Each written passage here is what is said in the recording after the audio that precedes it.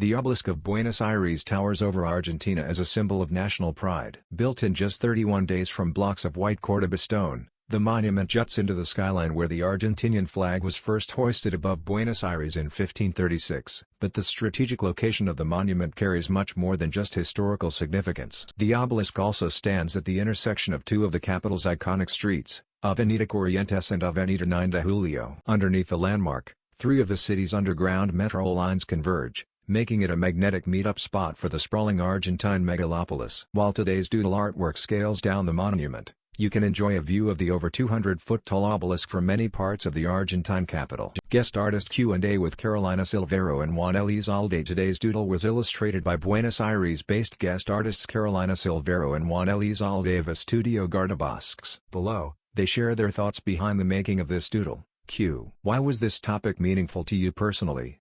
A. When first approached, we liked the challenge of showing an everyday icon of Buenos Aires in our style and technique and to see how we could convey it in a fun way. Also, it's always nice to see a doodle making a local reference.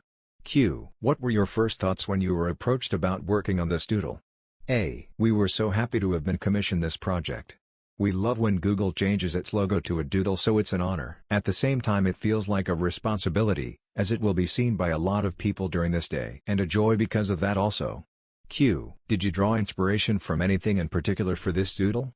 A. We took different approaches to show the obelisk and what it means for different people. Ultimately, the idea that stuck was the obelisk as a center and as a meeting point with the city around it, trying also to catch its rhythm. We took a whimsical approach and made it somewhat cartoonish to have fun making and assembling the cars. As everything is made with paper, there were several steps from start to finish to get to the final illustration. What message do you hope people take away from your doodle?